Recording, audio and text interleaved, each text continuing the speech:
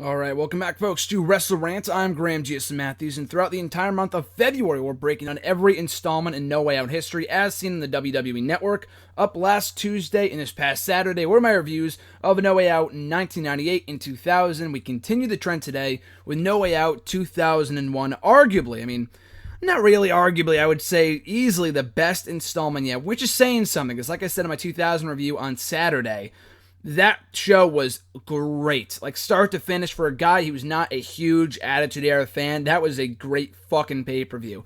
This show, I would argue, is even better. Might even be undoubtedly better, but it's up to you guys. You can decipher for yourselves at the end of this review. So kicking off the show in a hardcore title match, Big Show taking on Raven. Big Show initially won the belt from Raven, but of course, as in any hardcore match with the 24/7 rule in play, we had interference from Molly Holly, some random ninja-looking like chick. We had, who else? Crash Holly come on in. A lot of different superstars run in to take the title. Albeit very briefly, Raven ultimately won it back, but then Big Show beat him and walked away with the title to end the night. So he would also show back up in the main event for some odd reason. But, like I've said before, I've always enjoyed the 24/7 rule. It was always like a total train wreck, but in the best way possible. This was fun. It was dumb, but it was fun for what it was. I just really enjoyed all the constant action and whatnot, so I thought that was really a fun way of opening a show, a fun, lighthearted way of kicking off No Way Out. So after that, a fatal four-way match for the Intercontinental Championship featuring the four, in my opinion, the four best workers in the business at that point. Chris Jericho, who was the then Intercontinental Champion, X-Pac, Chris Benoit, and Eddie Guerrero. Everything that you would expect it to be. What else can I say? A very, very, very well-wrestled match. Constant action, non-stop pace. These guys kept on going and going and going. Just never seemed to be a dull moment. Some great wrestling, great reversals. All four guys, everyone was able to shine at one point or another. Everybody hit their signature spots. In the end, Jericho came in to roll up X-Pac to retain his title against all odds, and would walk into WrestleMania. Or no, would he? He would. Yes, he was defending against William Regal at WrestleMania. I'm thinking of him and Benoit, but I'm pretty sure that was Angle and Benoit, WrestleMania 17. That wasn't a title match, but anyway, great match. Jericho retains. Just an awesome wrestling match, as you would expect. After that, Stephanie McMahon taking on Trish Stratus. So the story here was that Vince was, of course, Stephanie is his daughter, but he was kind of in a little relationship of sorts. He was seeing/sleeping with Trish at this time, so he didn't really know who to side with. So these two girls had just pure animosity towards one another, so they were going to settle it in a match, right here, No Way Out. Vince McMahon sent out William Regal, who was the then WWF commissioner, to do the right thing, as he said. And Regal would go back and forth. Even before he came out, the match was pretty entertaining, even for Stephanie, who was not a regular worker, and is still not to this day, and Trish was still kind of coming into her own as a wrestler. She really broke out here, and I thought this was a really fun match, probably one of the better women's matches that I've seen in a while. And it's not your typical Attitude Era, bras and panties. We would get Stephanie soaking Trish with a pitcher of water, which was great, but other than that, even the wrestling itself, it wasn't like a hold-for-hold matchup, but it was exactly what you would expect from the two, with their just pure bitchiness. These two women hated each other. They just went right after each other. The action was great. It felt like a raging rivalry. It was everything that it should have been and was, and that's why I loved it so much. But even when Regal did come down, this is where it starts to get confusing a little bit, because initially he helped Trish win by knocking out Stephanie and putting Trish on top of her. And then 1, 2, he comes back and puts Stephanie's foot on the ropes, and Trish is like, "What the hell are you doing? Why did you do that, Regal? How dare you do that?" and slaps him across the face. And he probably would have helped her out again had she not done that and feeling disrespected. He takes a moment, he looks at the crowd, looks at Trish, extends his hand for her to kiss it or shake it or whatever, and then instead delivers the Regal neckbreaker, laying her out cold. Stephanie takes advantage, pins Trish to pick up the victory, leading to a tag team match the next night, which was hyped right after this went off the air. This match went off the air. We went into a backstage segment later on between Vince and Regal, and Vince was pissed because Vince wanted Trish to win because he's the one, that's boning her. Obviously, he's not boning his daughter. But still, I guess he wanted to pick Trish over Stephanie, so he, wanted Trish to win. So that led to Vince and Trish versus Regal and Stephanie.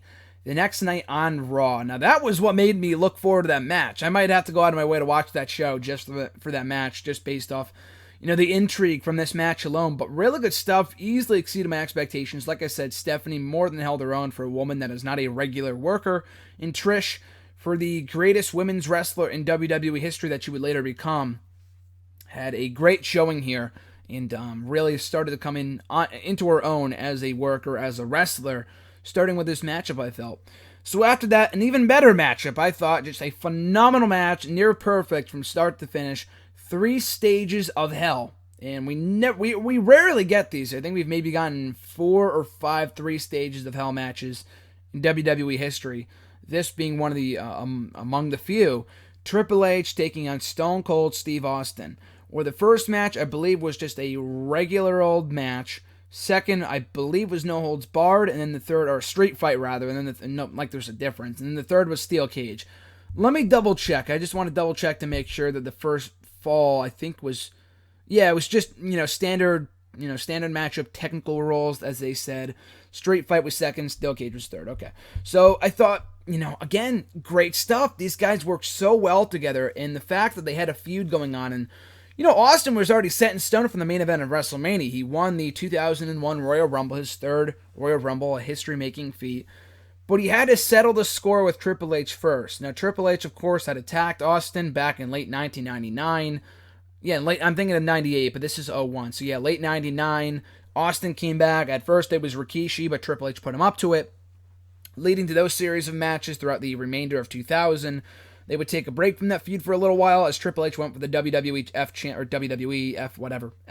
championship at the Royal Rumble, and he lost to Kurt Angle.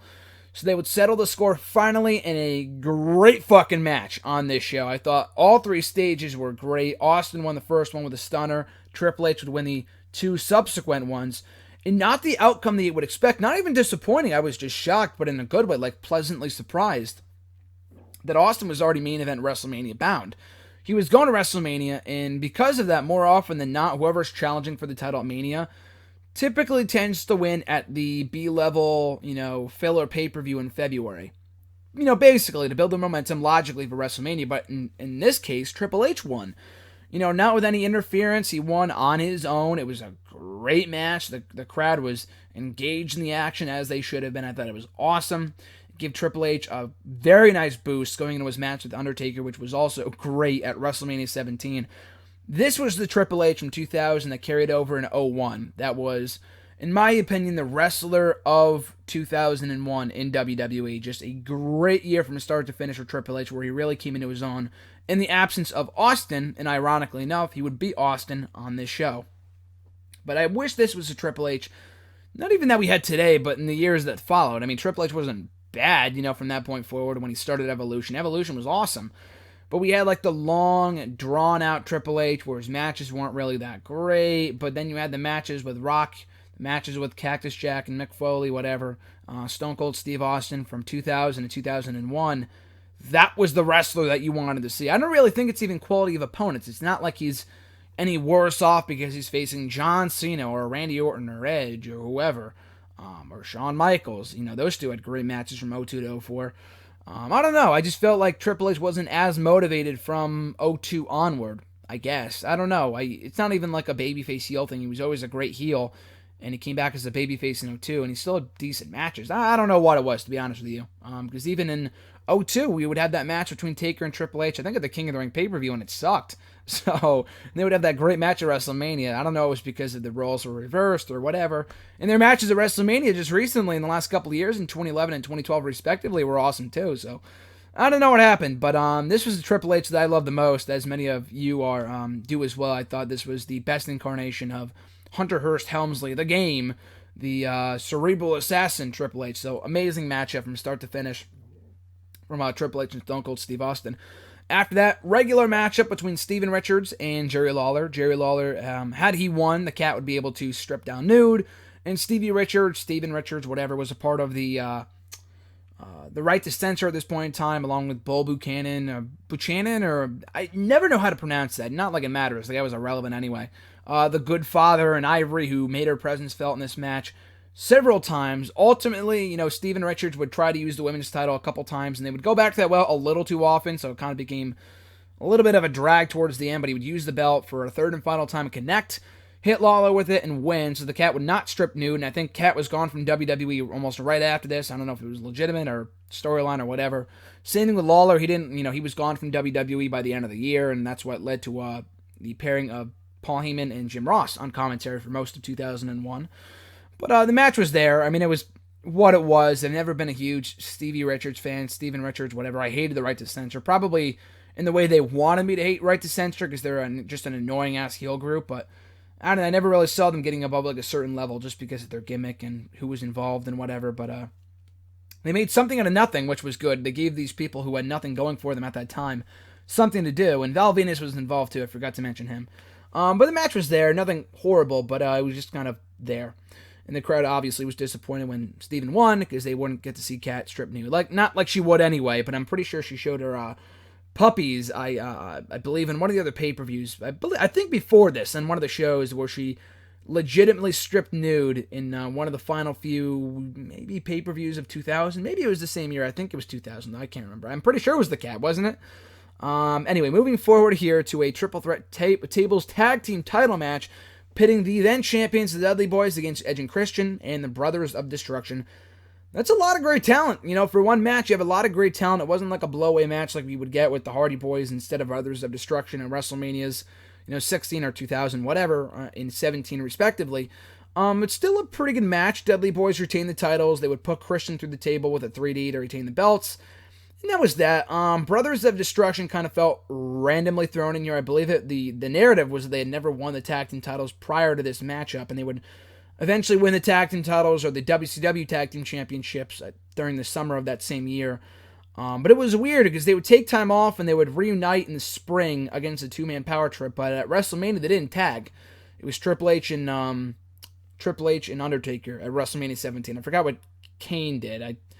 I completely forgot what Kane did at WrestleMania that year. Maybe he faced Rikishi or something, but it felt very random. But they did build towards a feud between the Brothers of Destruction and Rikishi and Haku, because they did get involved here and cost the Brothers of Destruction the belt. So maybe that's what he did at WrestleMania. I completely forgot. Like I said, I don't know. Kane's match at WrestleMania was pretty forgettable, or at least from what I remember, or don't remember, I guess. But the match was good, pretty good match, pretty good triple threat tables match with the Dudley Boyz coming out on top, still the WWF Tag Team Champions. And that leads us to our main event for the WWF Championship, the winner advancing to the main event of WrestleMania to defend against Stone Cold Steve Austin at WrestleMania 17. The Rock contending for the gold against Kurt Angle. And I thought that Three Stages of Hell match was good. I thought that match was the best match in the show, but this is coming close. I mean, this match was phenomenal. Angle had great matches with just about everybody. I mean, it was really hard, unless your name is Mark Henry, to have a bad match with Kurt Angle. But Rock and Angle had chemistry on a whole other level, dude. I mean, this was just amazing. These guys had just such great chemistry, and Angle really stood out like a star. Rock was already a star by this point. And this set up the rematch between Austin and Rock for WrestleMania. But Angle, man, no shame to him, had a great fucking showing here, kicking out of finishers off the top rope, at least several rock bottoms and ankle locks and angle slams and everything. Big Show would get involved at some point. He would knock out, early on anyway, he would knock out Rock and Angle and the referee. So that was very random considering what he did on the show, the hardcore title match shit, was what he did at Oh, that's what Kane did at WrestleMania. He was in that match with Raven, the triple threat match. How could I forget? I guess I could forget. The match wasn't really that memorable. It was a fun match, but you know what I mean. It wasn't like a marquee match or anything for WrestleMania. So I don't know what the whole purpose behind that was. It wasn't like he was helping one person and not the other, and he wasn't involved in anything huge at WrestleMania. And maybe they would explain it the next night on Raw. I don't know. Like I said, I'll probably go back and watch the Raw after the show, because this was a great show, and that Stephanie Trish match made me want to go see what happened after that on Raw. But this was great. Angle has been very guilty in recent years, not even recent years, but the last 15, 16 years since this match started, since this match basically, essentially kicking out of finishers and reversals, and Angle's saying 1, 2, oh, kick out, 1, 2, kick out, 1, 2, kick out. That's what his matches became, and he's still having great matches to this day. But it's funny because he had a match a couple weeks ago on Impact on Pop against Drew McIntyre, and or Drew Galloway, whatever. And that's what it was. I mean, the guy was, 1-2 kick out, 1-2 kick out. That's what the matches are nowadays, and they're not bad matches. They're just, they feel way too rushed. On this show, it's like, oh, rock bottom, 1, 2. Oh shit, he kicked out, and the match continues. That was my reaction watching this, and this is 15 years ago. It's amazing. But yeah, just great match. In the end, The Rock won, becoming the new WWE champion and going into WrestleMania as the WWE champion to face Stone Cold Steve Austin for the second time on the grand stage. Awesome stuff, dude. Just great stuff start to finish. I thought this pay-per-view was amazing, a phenomenal main event, and even better 3 stages of hell match halfway through the show. You can't go wrong with a great fatal 4-way between 4 of the best wrestlers in the world at that point, between Jericho, Benoit, Eddie, and X-Pac for the IC title. Even Stephanie and Trish was very entertaining. That exceeded my expectations by a long shot.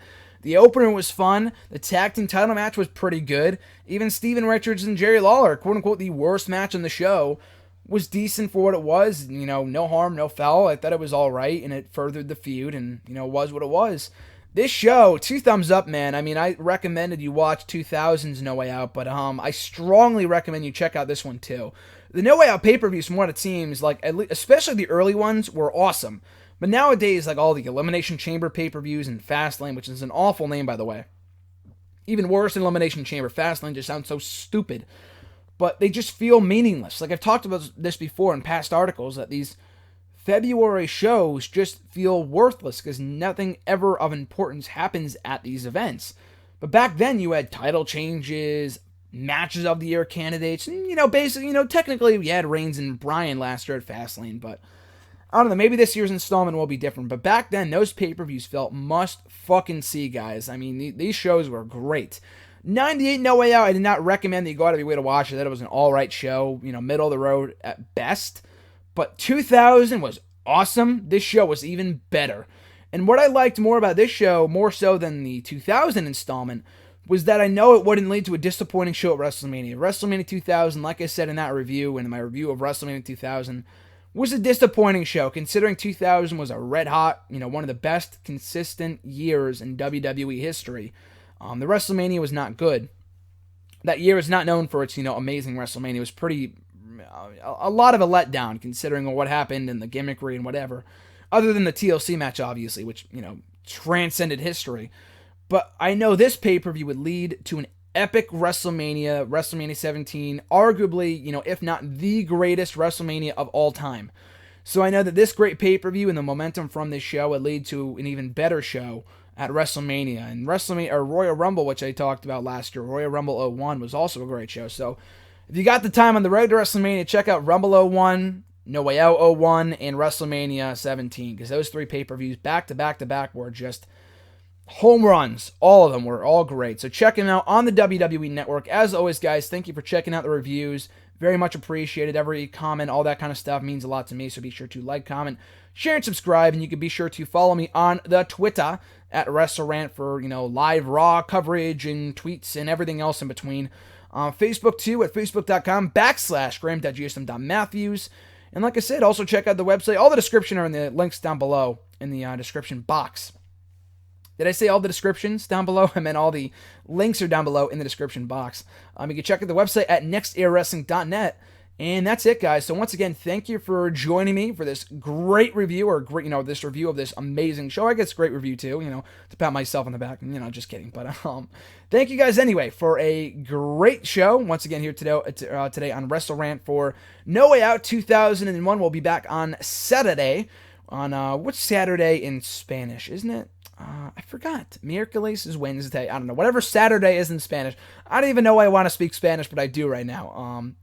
Is it Martes? No, Martes is Tuesday. I got to look that up. But while I'm looking that up, stay tuned until Saturday for my full review of No Way Out 2002. So until then, guys, have a great rest of your week. I'm Graham G.S. Matthews, and I'll catch you folks down the road.